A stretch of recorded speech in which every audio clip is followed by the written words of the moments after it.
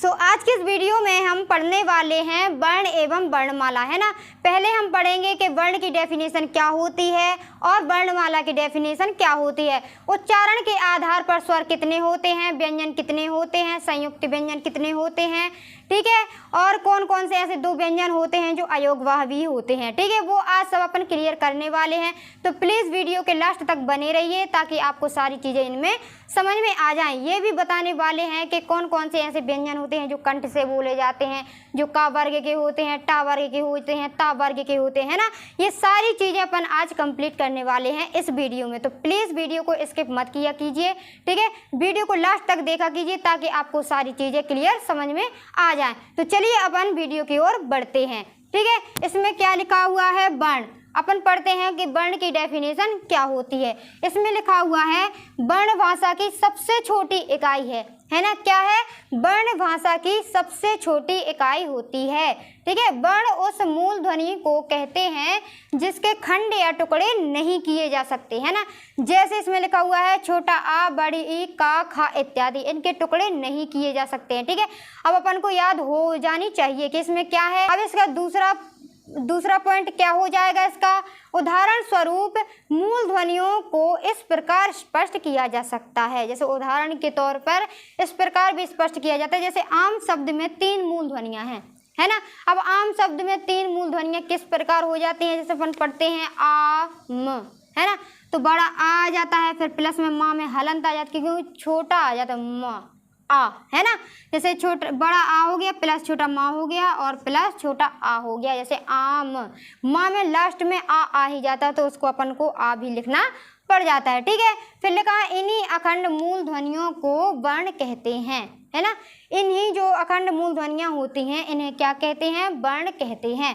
अब तीसरा पॉइंट इसमें क्या हुआ है, जैसे प्रत्येक वर्ण की अपनी लिपि को वर्ण संकेत भी कहते हैं। अब लिपि का मतलब क्या होता है, ठीक है, लिखावट होती है या लिखने का ढंग, वो क्या कहलाती है, लिपि कहलाती है, ठीक है। हिंदी में कितने वर्ण होते हैं, जैसे एक आध नंबर में आ जाए कि बताइए हिंदी में पूरे वर्ण कितने होते हैं, ठीक है। तो अपन को लिख देना है आँख बंद करके कि 52 होते हैं, आ से लेके ज्ञा तक, ठीक है गाइस।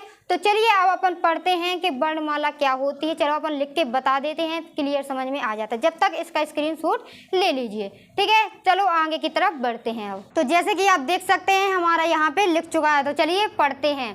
इसमें क्या लिखा हुआ है, वर्णमाला की डेफिनेशन, है ना। तो चलिए पढ़ते हैं। इसमें लिखा है वर्णों के व्यवस्थित समूह या समुदाय को वर्णमाला कहते हैं, है ना। जो समूह होता है या समुदाय भी उसे बोल सकते हैं, उसे क्या कहते हैं, वर्णमाला कहते हैं। हिंदी वर्णमाला में वर्णों की गणना 2 आधार पर की जाती है। कितने आधार पर की जाती है, 2 आधार पर की जाती है। ये पहला कौन सा है, उच्चारण के आधार पर, और दूसरा कौन सा है, लेखन के आधार पर, है ना। अब उच्चारण के आधार पर पढ़ते हैं। इसमें लिखा है हिंदी में उच्चारण के आधार पर वर्णों की संख्या कितनी होती है, 45 होती है ना। हिंदी में उच्चारण के आधार पर वर्णों की संख्या 45 होती है। जो अपन पढ़ते हैं, है ना, उसके आधार पर कितनी होती है, 45 होती है, जिनमें 10 स्वर तथा 35 व्यंजन होते हैं। जिनमें उच्चारण के आधार पर कितने होते हैं, 10 स्वर और 35 व्यंजन। जैसे स्वर यहाँ पे लिखा है 1 2 3 4 5 6 7 8 9 10, है ना। 10 हो गई ना, किसके आधार पर है, ये उच्चारण के आधार पर हैं, 10 होती हैं, ठीक है। और उच्चारण के आधार पर कितनी होती हैं, 10 होती हैं, और 35 व्यंजन होते हैं, किसके आधार पर, उच्चारण के आधार पर, ठीक है। फिर इसमें लिखा है लेखन के आधार पर। अब लिखा है लेखन के आधार पर वर्णों की संख्या 52 होती है ना। जो अपन लिखते हैं, उन्हें पढ़ते हैं तो कितनी हो जाती है, उनकी संख्या 52 हो जाती है, आ से लेकर ज्ञा तक, ठीक है। फिर है जिसमें 13 स्वर और 35 व्यंजन होते हैं। 13 स्वर मतलब इसको पूरा जोड़ लिया गया है। इसमें जो ऋषि है और अंग और आहा है वो क्योंकि लेखन के आधार पर है, अपन लिखते हैं तो कितने हो जाते हैं, स्वर 13 हो जाते हैं, ठीक है। ये दो स्वर कौन कौन से कहलाते हैं, अयोगवाह कहलाते हैं ना, अयोगवाह, ठीक है, अयोगवाह कहलाते हैं। कौन कौन से कहलाते हैं, अंग और आ क्या होते हैं, ये अयोगवाह होते हैं, ठीक है। अब इसमें लिखा 35 व्यंजन होते हैं, ठीक है, किसके आधार पर, लेखन के आधार पर। अब 4 संयुक्त व्यंजन होते हैं, हम आपको दोबारा से लिख के बताएंगे कि 4 संयुक्त कौन कौन से होते हैं व्यंजन, ठीक है, तो उससे अपन को बेटर समझ में आ जाएगा, ठीक है। फिर इसमें क्या है, हिंदी वर्णमाला में 2 प्रकार के वर्ण होते हैं। हिंदी वर्णमाला में पूछ ले अपन से कि हिंदी वर्णमाला में 2 प्रकार के वर्ण कौन कौन से होते हैं, तो अपन को तुरंत लिख देना है स्वर और व्यंजन। कौन कौन से होते हैं, स्वर और व्यंजन, ठीक है। फिर ये स्वर बता दिए मैंने आपके कि ये सारे स्वर होते हैं, बकाया सब व्यंजन होते हैं, ठीक है। व्यंजन क्या, व्यंजनों को निम्न प्रकार से विभाजित किया गया है।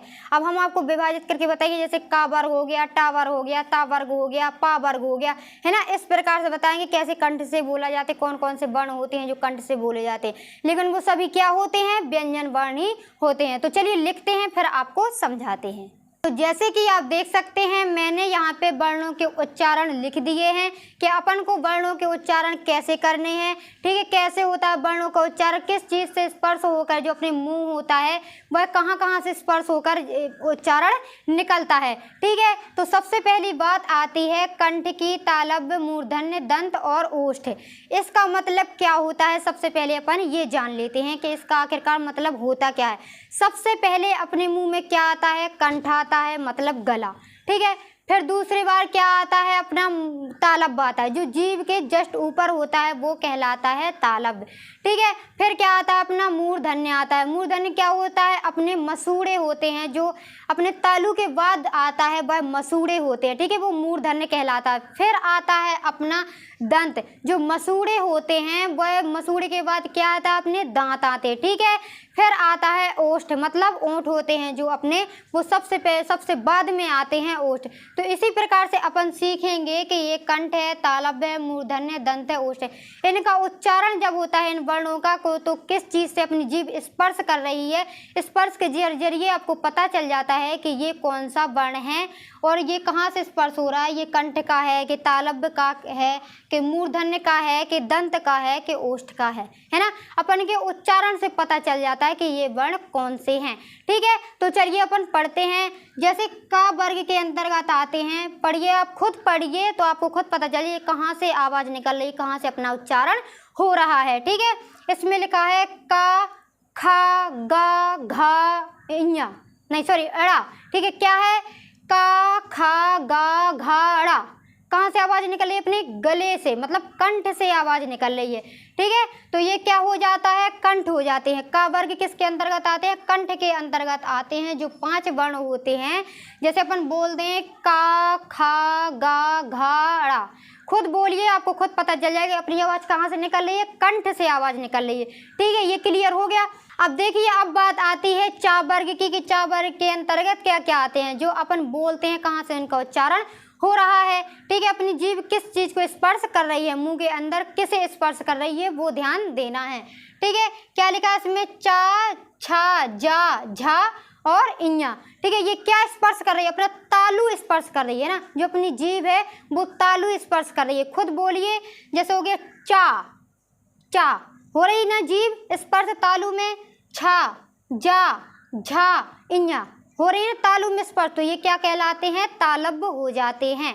तो चलिए टा वर्ग देखते हैं अपने, ठीक है। इसमें क्या लिखा है, टा वर्ग में टा, ठा, डा, डा, ओड़ा, ठीक है। जो डा डलिया है, ढाढ़क्कन, और ये एड़ा हो गया, ठीक है। ये कहाँ से स्पर्श हो रहे हैं, मूर्धन्य, मतलब मसूड़, जीभ अपनी मसूड़ों के स्पर्श कर रही है, तो ये क्या कहलाते हैं, टा वर्ग होते हैं, जो मूर्धन्य कहलाते हैं, मतलब मसूड़े, ठीक है। फिर बात आती है ता वर्ग की, जो दंत कहलाते हैं। दंत मतलब होता है दांत। अब अपनी जीभ दांत को स्पर्श करती है, तब ये वर्ण उच्चारण होते हैं, ठीक है। जैसे हो गया ता, था, दा, धा, ना, कर स्पर्श, दांत को स्पर्श कर रहे होंगे, आप बोल के देखिए। जैसे हो गया ता, था, दा, धा, ना, कर रहे हैं अपने दांत को स्पर्श कर रही है जीभ, तो ये क्या हो जाते हैं, दंत वर्ण हो जाते हैं, जो दंत से उच्चारण, इनका जीभ जो अपनी होती है दंत को स्पर्श करती है, तो वहाँ से उच्चारण निकल रहा है, ठीक है। तो ये क्या हो जाएगा, दंत हो जाएगा।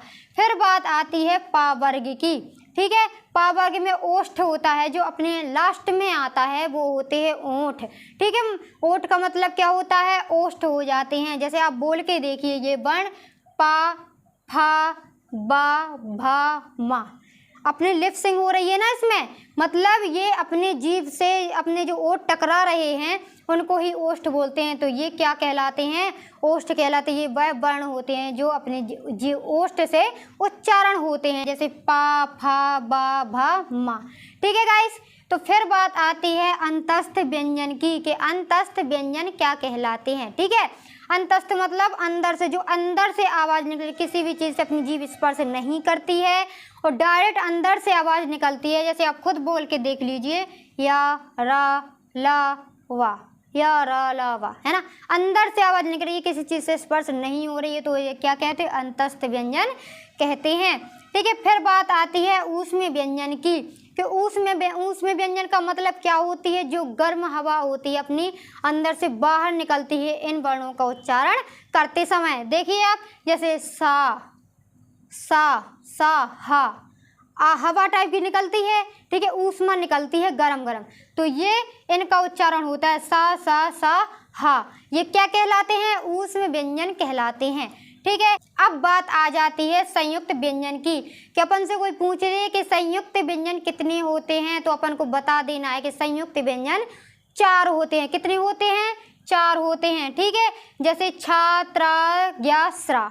ठीक है, इसको किस प्रकार से, इनका निर्माण किस प्रकार से किया जाता है, किस प्रकार से लिखा जाता है। ठीक है, छा को अपन कैसे लिखेंगे? का में हलंत लगा देंगे प्लस सा सरोता वाला आ जाएगा। ठीक है, फिर त्रा में क्या आ जाएगा? ता और प्लस रा, त्रा। ठीक है, बोलने में ये आ जाता है ता प्लस रा। फिर ज्ञा को किस प्रकार से? जा प्लस ञा। ठीक है, फिर स्रा को किस प्रकार से लेंगे? सा प्लस रा, रा। ठीक है, किस प्रकार से लेंगे स्रा को? सा प्लस रा। इस प्रकार से अपन को याद कर लेने हैं, ये वर्णों का उच्चारण कहलाता है। तो आपको समझ में आ गया होगा, प्लीज़ इसका स्क्रीनशॉट ले लीजिए। तो अगर आपको वीडियो पसंद आई हो तो लाइक कीजिए, सब्सक्राइब कीजिए। मिलते हैं नेक्स्ट वीडियो में, जब तक के लिए बाय बाय।